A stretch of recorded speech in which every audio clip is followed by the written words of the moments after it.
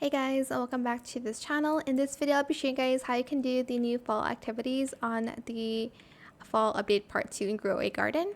So here you're going to select talk and see activities. These are the activities you need to do. Once you complete one, it will add another one and so on and so forth. And then here, these are the potential rewards you can get. So if you submit 50 fall energy, you get one of the following: 100, 150, 200, 250, 350, 500. So you'll need to do the activities listed here, and the rewards will be given every 24 hours. So, oops, I forgot what I need to do. So let's see the activities I need to do. Okay, place 1 maple sprinkler, give 1 maple syrup to a pet, and travel 1,000 studs with a leaf blower. I don't know how to do that one yet. Is there a place where I can go? I'm not sure. Let me just do the others first.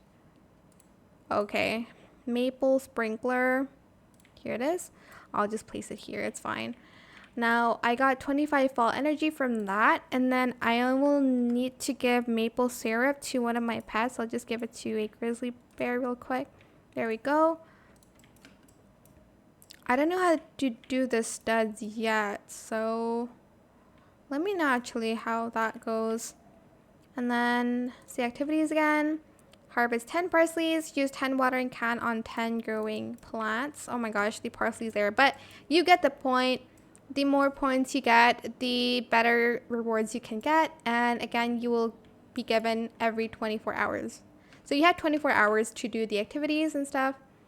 So yeah, that is it. I hope it was helpful for you guys. Don't forget to like, comment, share, and also subscribe to this channel if you haven't done that already.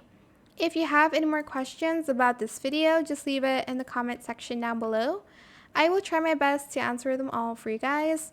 And if you found this video helpful, please click the thanks button as well. That is it. Thank you so much for watching. Bye.